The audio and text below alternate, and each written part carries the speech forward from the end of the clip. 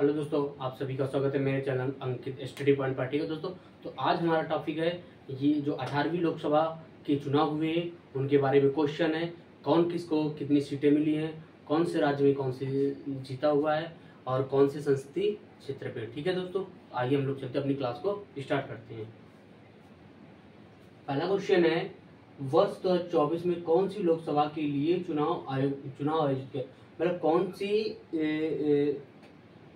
कौन सी लोकसभा है जो अब इस बार हुए 18वीं लोकसभा के चुनाव हुए हैं। 18वीं लोकसभा चुनाव के लिए निर्वाचन आयोग की टैगलाइन क्या थी, मतलब कि निर्वाचन आयोग जो था उसकी टैगलाइन क्या थी, चुनाव का पर्व और देश का गर्व, ये टैगलाइन थी इसकी। 18वीं लोकसभा चुनाव के लिए चुनाव आयोग का राष्ट्रीय आइकन कौन रहा, यानी मतलब कि 18वीं लोकसभा चुनाव में जो राष्ट्रीय आइकन जो था वो कौन सा था, सचिन तेंदुलकर। 18वीं लोकसभा चुनाव का कितनी सीटों पर चुनाव, यानी 18वीं लोकसभा जो कितनी सीटों पर चुनाव हुआ है, 543 सीटों पर हुआ है। लोकसभा 2024 का परिणाम कब घोषित किया गया है, यानी 4 जून 2024 को, यानी लोकसभा जो 18वीं लोकसभा हुए हैं उसके परिणाम कब आए, तो ये 4 जून को। 18वीं लोकसभा चुनाव का आयोजन कितने चरणों में हुआ, यानी 18वीं लोकसभा हुआ है वो कौन से कितने चरणों में हुआ, 7 चरणों में हुआ है। 18वीं लोकसभा चुनाव में पहले फेज की वोटिंग कब हुई थी, यानी जब वोटिंग शुरू हुई थी पहले फेज की वोटिंग कब थी, 19 अप्रैल को थी। 18वीं लोकसभा के चुनाव आखिरी वोटिंग कब हुई थी, 1 जून को हुई थी। लोकसभा चुनाव 24 में लगभग कितने रजिस्टर्ड मतदाता थे, यानी जितने लोगों ने वोट दिया था उसमें से कितने रजिस्टर्ड मतदाता थे, 96.8 करोड़ मतदाता थे। और 18वीं लोकसभा चुनाव में पुरुष मतदाता, यानी 18वीं लोकसभा में चुनाव में कितने पुरुष मतदाता थे, 49.7 करोड़ मतदाता थे। और पूछा जाए 18वीं लोकसभा में चुनाव में कितनी महिला मतदाता थी, कितनी महिला मतदाता थी, ये 47.1 करोड़, 47.1 करोड़। भारत में आचार संहिता कब लागू रहती है, यानी आचार संहिता भारत में धारा 144 कब तक लागू रहती है, चुनाव परिणाम के आने तक का, यानी चुनाव परिणाम जब तक नहीं आए तब तक क्या लगेगा, आचार संहिता लागू रहती है। 17वीं लोकसभा का कार्यकाल कब खत्म होगा, यानी जो 17वीं लोकसभा थी उसका कार्यकाल कब तक चलेगा, 16 जून को।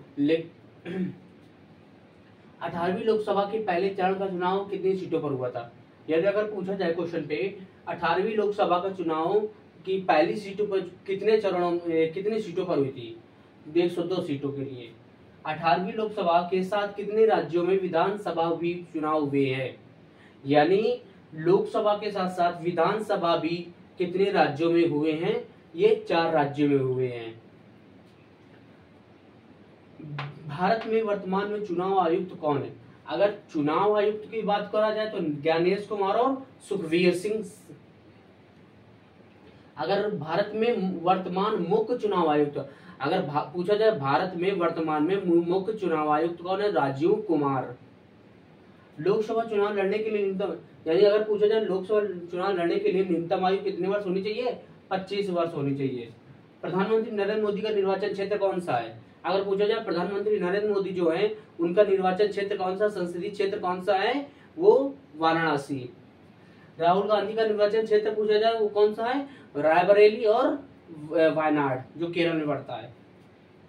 सरकार बनाने के लिए राजनीतिक दल को कितनी सीटों की आवश्यकता होती है, अगर सरकार बनाना है किसी भी दल को तो उस दल को कितनी सीटों की आवश्यकता होगी, 543 में से कितनी सीटों की आवश्यकता होगी, 272 सीटों की जरूरत होगी, तब जाके उस दल की सरकार बनेगी।